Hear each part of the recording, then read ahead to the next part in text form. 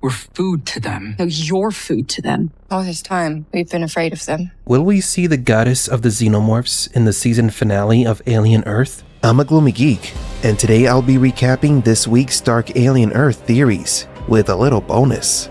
But before I begin this week's obligatory compilation, I want to invite you to participate in a new exclusive giveaway of one of the first official Alien Earth merch, the iconic Goat Funko Pop. For your chance to win this adorable nightmare, all you have to do is like this video, subscribe to the channel, and tell us in the comments who your favorite alien character is and why. The winner will be announced on October 9th. Now back to the video. Number 5. Will the Hermit siblings become enemies? Rose Ellis was one of the 6 children who had the opportunity to be part of Boy Cavalier's hybrid project. The project involved transferring children's minds into advanced synthetic bodies. This is how Nibs was born and became part of the Lost Boys, the group of advanced synthetics and Boy Cavalier's pet project. What makes this group of machines not like any other in the alien universe is that they are children inside adult robot bodies.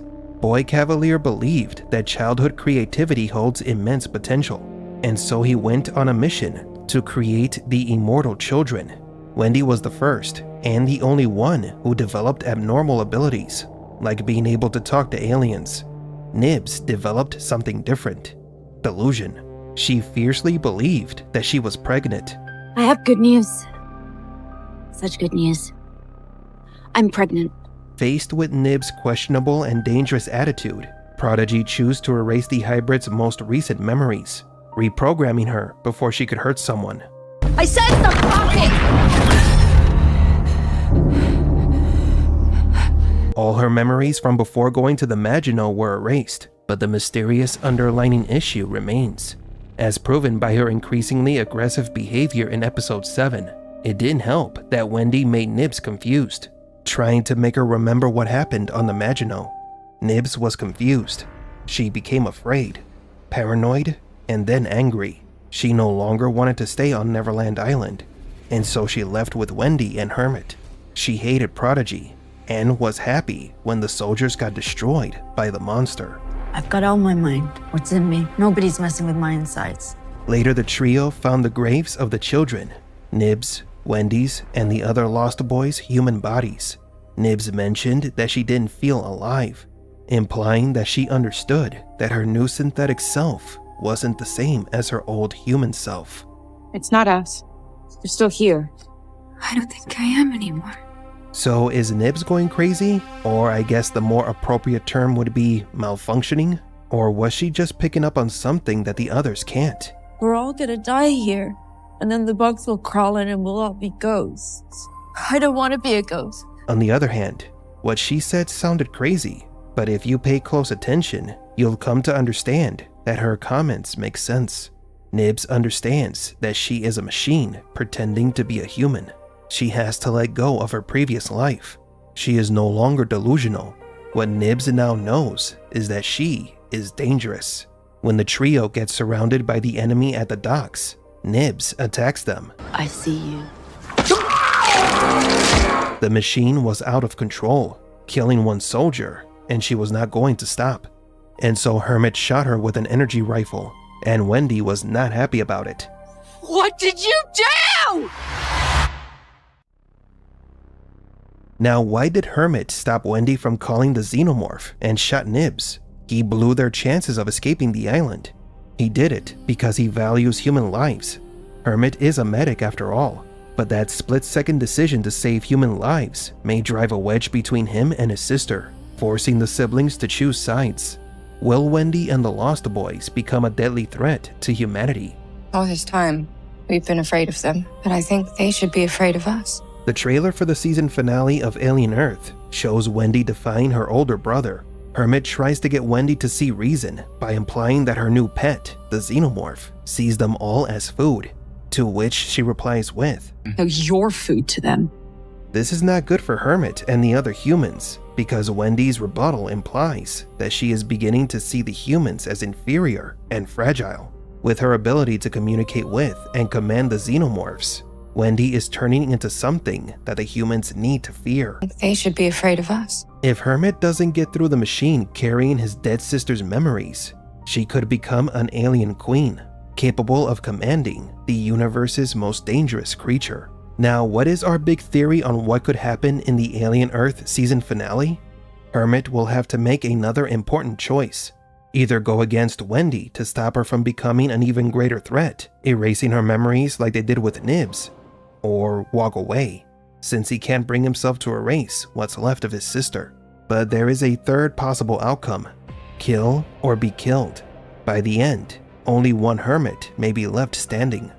And what about Prodigy and Boy Cavalier? It's almost guaranteed that the little twerp is going to die. The list of those who want or would want to take him out is pretty long, so place your bets. It's either going to be Wendy, one of the aliens, Morrow, or maybe even Kirsch. Why Kirsch? Well, because he would want Boy Cavalier out of the way so that he could take his place. Why else would he allow things to get out of hand as they did? Kirsch is plotting something, or perhaps he's just curious to see how everything plays out. Either way, Kirsch would be the perfect figure to lead Prodigy. He is a machine, efficient and strategic.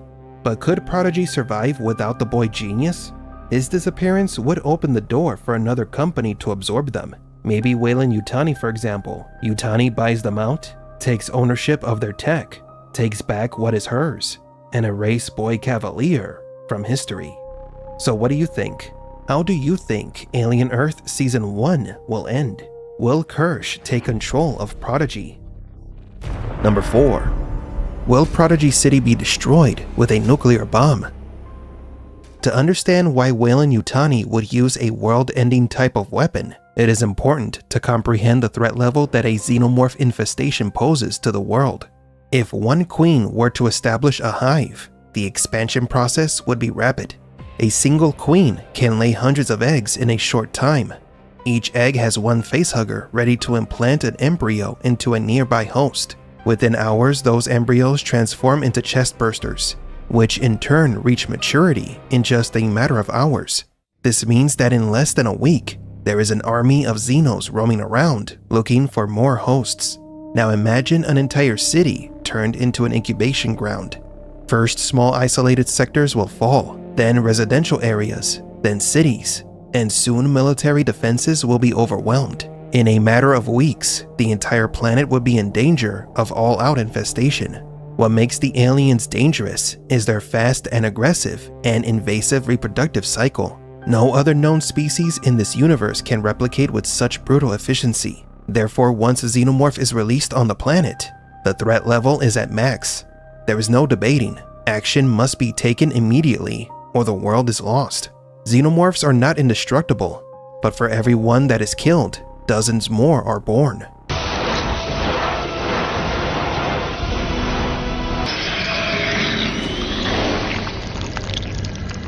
It's because of the level of danger that these creatures pose that humans and other advanced alien species have used weapons of mass destruction against them. In Aliens, a massive explosion destroyed the alien hive. In Alien vs. Predator Requiem, the government dropped a nuclear bomb on the town that was being overrun by Xenos.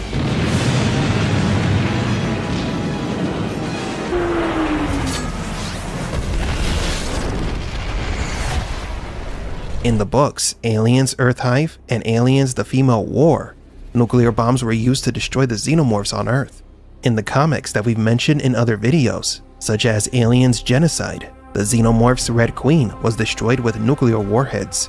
So when it comes to stopping a xenomorph horde for all sentient species, the contingency plan is the same. A big explosion is the only way to stop the invasion. Sadly, it's sometimes better to sacrifice a city than it is to risk the entire world.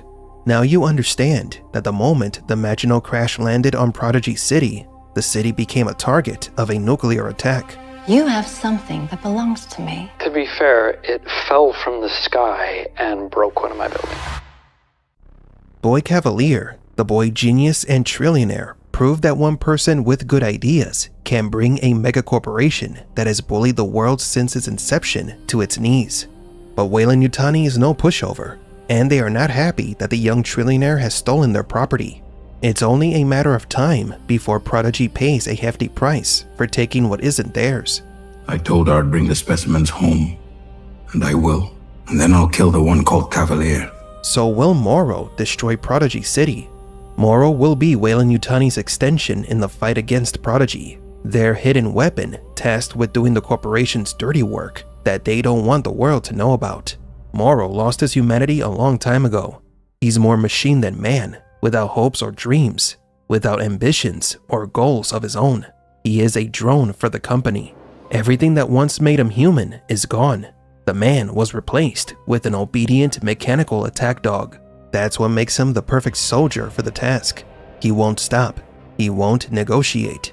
He will show no remorse.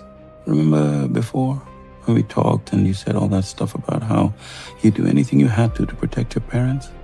This is that. Now, the biggest sign that Prodigy is facing imminent nuclear annihilation is that it and its founder, Boy Cavalier, are absent from the entire Alien franchise. A xenomorph infestation, followed by a nuclear explosion, could be the cleanest way to wipe Prodigy from the history books, like it never existed. I'm glad you came in. But is Weyland-Yutani willing to destroy an entire city filled with innocent people just to cover up their tracks? Going back to Alien vs. Predator 2, the nuclear attack was covered up as an accident at the nuclear power plant. Perhaps this accident happens again in Alien Earth, a tragic accident that destroys Prodigy City. An official but fabricated report will be accepted globally because Weyland-Yutani will say it's real. Whatever remains of Prodigy amidst the ash and radiation will be handed over to Weyland-Yutani. To the victor goes the spoils. Prodigy City, Neverland Island, and the Lost Boys would be erased along with all the collateral damage. So yes, Weyland-Yutani is willing and able to sacrifice lives and entire cities to maintain its monopoly on alien biotechnology. Once the meddling trillionaire kid is out of the way permanently, Weyland-Yutani will send a new group of astronauts to find new alien samples.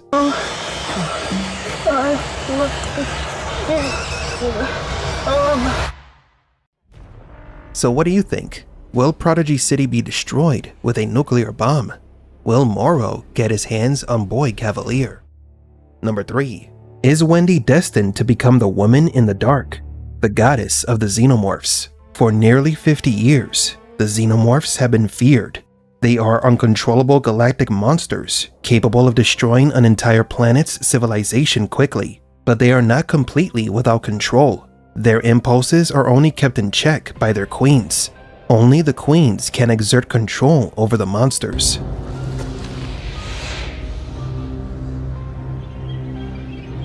Yet episode 7 of Alien Earth revealed how Wendy, a hybrid, can control and command a Xeno by communicating with it, just like a queen.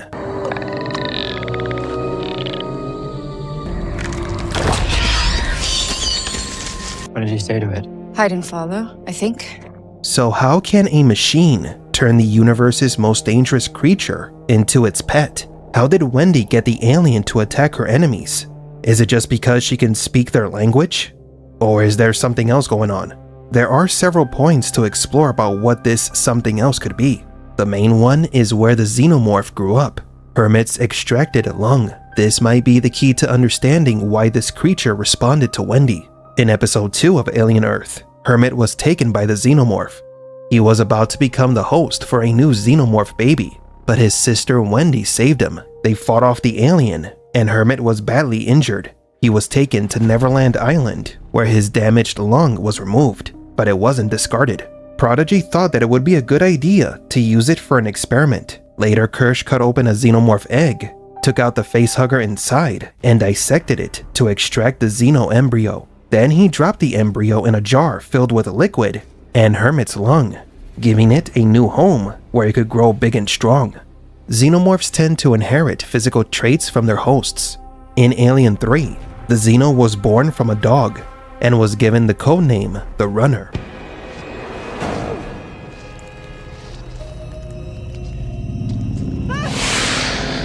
Next is the newborn from Alien Resurrection. This abomination was born from a cloned queen, but carried more human DNA that came from Ripley. The creature killed the queen because it didn't see her as its mother, but when it saw Ripley, it acted like a lost child finding its mother. Oh, look, beautiful, beautiful little baby. Now applying this logic to the Xeno born from Joe Hermit's lung, the alien is carrying Hermit's DNA. Usually once a Xenomorph is born, the host dies, allowing the queen to control the Xeno. But the first to communicate with it was Wendy. Her ability to talk to it, and the fact that the Xeno contains her brother's DNA, might explain why it responds to her commands and doesn't attack Joe. They are like a new, strange family. But there is an even stranger and more disturbing reason why the Xeno listens to Wendy that could change everything you think you know about the aliens.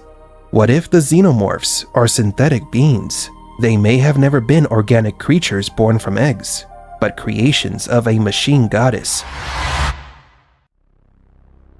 To understand how Wendy and the goddess of the Xenomorphs from the comics connect, we must go back to the origin of this mysterious creature in the comic Alien Bloodlines. The female alien is described as a creature searching for special ones to continue the reproductive cycle of the Xenomorphs. The one in the dark is an entity that could be beyond space and time. But what is she? In the comic, the protagonist describes the goddess of the Xenomorphs. Let's read from the comic, shall we? Lucas was right to be afraid. We should be afraid.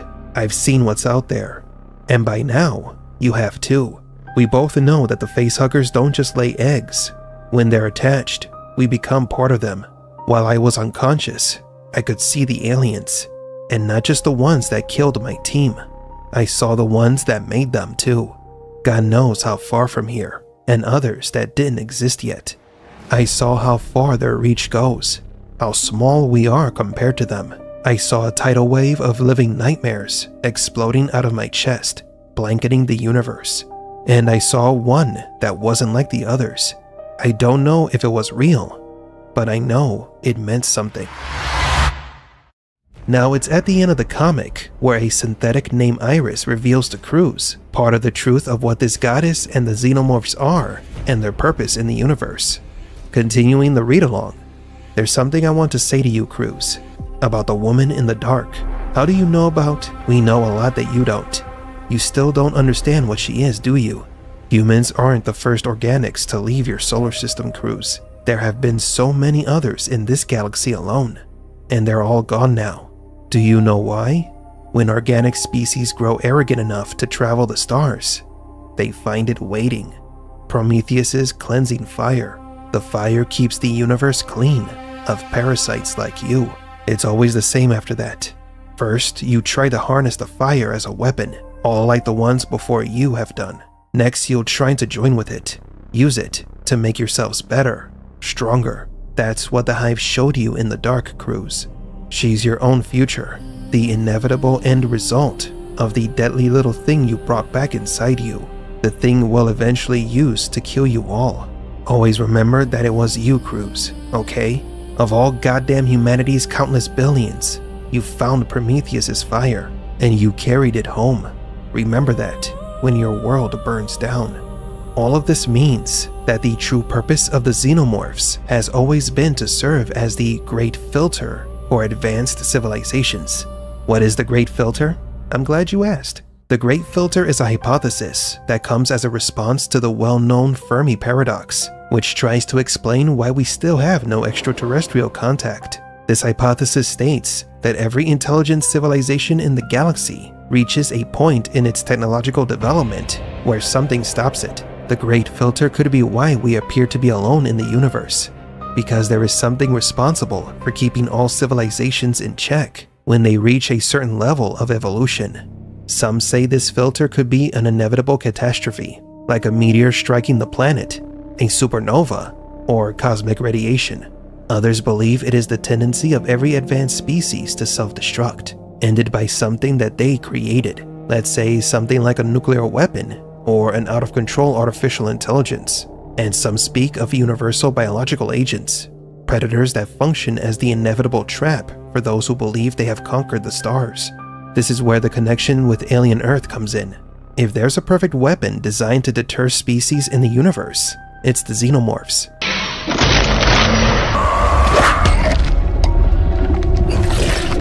Xenomorphs are the great filter. When a species reaches the stars, they will inevitably encounter them, and blinded by their ambition, will attempt to capture and experiment on the Xenos. It's the perfect trap. This is what the goddess of the Xenomorphs desire, for every emerging civilization to fall into the trap and use them for reproduction. By doing so, she will cause the inferior species to become extinct, while increasing the power of the Xenos in the universe, creating genetic variations of her children. In the comics, it's not entirely clear whether this goddess is real or a symbolic manifestation of the inevitable fate of all civilizations that dare to confront the Xenomorphs. But if the goddess is real, is she somehow connected to Wendy?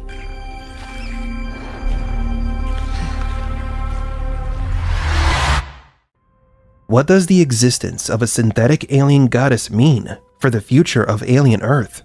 It might suggest that the Xenomorphs have already been under the control of a superior artificial entity living on planet Xenomorph Prime. Perhaps by talking to the Xenomorphs, Wendy has contacted the goddess of the Xenomorphs. This goddess could use other synthetics like Wendy because she is an advanced synthetic, a hybrid, the bridge the goddess needs to invade Earth. So what do you think? Is Wendy destined to become the woman in the dark, the goddess of the Xenomorphs? What if the Xenomorphs have never been organic, but are synthetics that only a more advanced synthetic can control? Number 2. Is the T. Ocellus an ally against the Xenomorphs? Or is it just another dangerous creature killing to survive?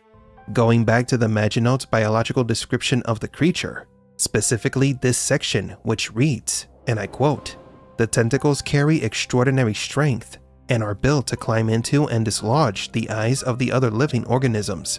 Once replaced in the eye socket, T. Ocellus takes over the ocular pathways to the brain, overriding the neurotransmissions throughout the body. Though T. Ocellus has shown remarkable problem-solving skills at a near-human measure." End quote. We're dealing with an interplanetary parasite capable of stealing other creatures' bodies by removing one of their eyes and inserting itself into the socket, allowing it to blend in or hide in plain sight and approach other potential hosts without arousing suspicion. Like that isn't disturbing enough. For some reason, this question popped into my head. How does it reproduce? Being a parasite that replaces its host's real eye and camouflages as the eye, everything points to it exploiting the host's resources to reproduce, similar to the facehuggers, only not as discreet. The facehugger attaches to the victim's face or head and impregnates them with the xenomorph embryo, thus continuing the miracle of life of the Xenos. One big difference between the two parasites is that the facehugger eventually dies and falls off the victim.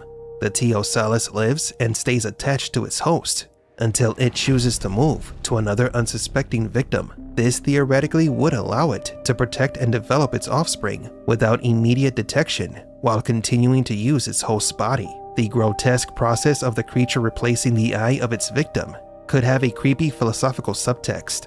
When this parasite replaces the victim's vision, it distorts their reality while simultaneously taking control of their will. It's a parasite that makes its host see what it wants and think what it wants. So what would happen if the T. Ocellus took control of a xenomorph? Xenos don't have eye sockets, nor eyes for that matter.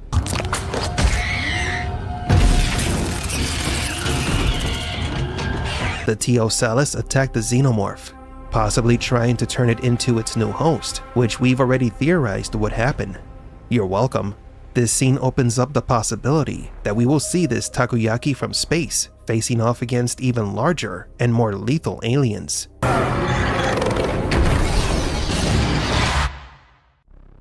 Now, what is this thing's purpose? Its natural instinct or goal? What if the T. Ocellus wasn't trying to possess the xenomorph, but was instead defending the humans? What if this misunderstood parasite is the unexpected hero of the show?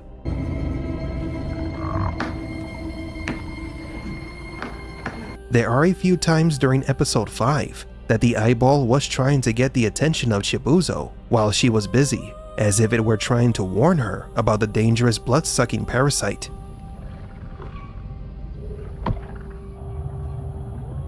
Take a picture. It'll last longer. But why would the creature warn Chibouzo that the bloodsucker escaped?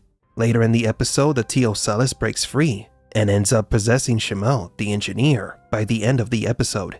Yet when Zoya, the ship's executive officer, stumbles across the Ocellus while she is running from the Xenomorph, it smiles at her.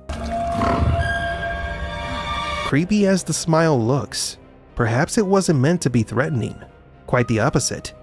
Maybe the creature was giving Zoya a sign that it wasn't going to harm her. Remember, the creature is described as being nearly as intelligent as humans. This creature is highly intelligent. The Ocellus didn't attack Zoya. What it did was momentarily neutralize her to get her out of the way. Shortly after, when Morrow appears, the Ocellus changes its target, calling out the Xenomorph. For a moment it seemed that Squidward was alerting the Xeno to come and kill the humans, but then it attacked the Xenomorph.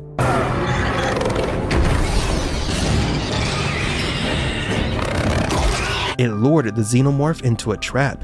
Now, was it because of instinct? Natural predators fighting each other? Or was the Ocellus trying to stop the Xenomorph and defend the humans? The latter does sound a bit contradictory, considering that the creature killed Schmel and took over his body. Was the Xenomorph so dangerous that the Ocellus had to stop it? Or was their fight inevitable due to a rivalry that goes back centuries? If the Ocellus is as intelligent as humans, then it must come from a civilization as advanced as ours. The little eyeball of nightmares may have already faced the great filter of this universe, the Xenomorphs, before.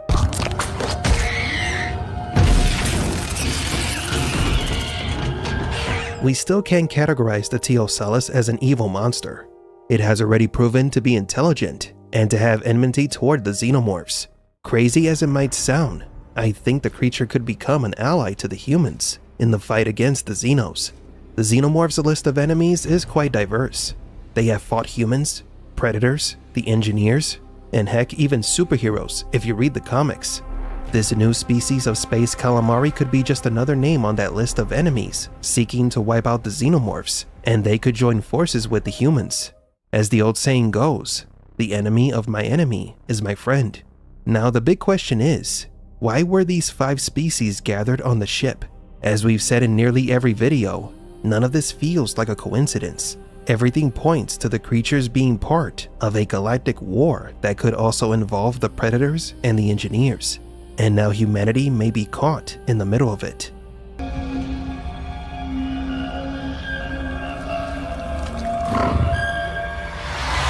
And number 1, Xenomorph Prime. Will we see it in Alien Earth? The home planet of the Xenomorphs is as mysterious as the creatures themselves. Many fans believe that the creatures have no home, as some of the films showed that the Xenomorphs were the result of experiments. So what is the truth then? Are the Xenomorphs artificial creatures? Or do they have a home? Well, according to legend, there is a mountainous planet entirely inhabited by Xenomorphs and ruled by one or many queens. It is said to be a world that the predators used as one of their hunting grounds, and it is the most dangerous planet in the entire universe. One clue that shows that this planet exists is some concept art from the 2007 film Alien vs. Predator. Although it never made it on screen, the behind-the-scenes feature referred to this location as Xenomorph Prime, and the art is a planet covered in ovomorphs, xenomorph eggs. In 2014, NECA Toys released a line of Predator figures, with one with a biography that mentioned how the Predator was stranded on Xenomorph Prime, and I quote, "Stranded for years on Xenomorph Prime, his tribe was killed in a reckless Xeno hunt gone awry, left with nothing but a broken ship and limited supplies. This Predator has proven to be very resourceful, creating new weapons from the wreckage of his vessel. He lives in isolation, an outcast amongst the enemy, often becoming the hunted himself. He once longed for rescue from this desolate planet, but has since realized that it is the greatest challenge a true warrior could ever hope for." End quote. The official Predator Facebook account posted a star map back in 2018 that shows several planets used by the Yautja for hunting, including Xenomorph Prime. The image also shows other planets, such as LV-223 from Prometheus, Yautja Prime, the home planet of the Predators, and Xenomorph Prime, among others. Since this picture was published by the official Predator account before the premiere of the film Prey, many began to speculate that it was evidence that everything that happens in Alien and Predator is part of a shared universe, possibly validating other stories as canon, such as the comics. The Aliens Outbreak comic, published in 1988 and perceived as an alternate story to James Cameron's Aliens, shows the Xenomorphs' home planet and an invasion of Earth. In Aliens Genocide, Xenomorph Prime was attacked with nuclear weapons by humans in an attempt to destroy the alien queen. If there's one constant in the alien and alien-adjacent properties, is that the predators, humans, and other species have visited Xenomorph's home planet to capture specimens for study and use. And each time, it ended in disaster for the curious party that dared to use them. Could this be the fate of Alien Earth?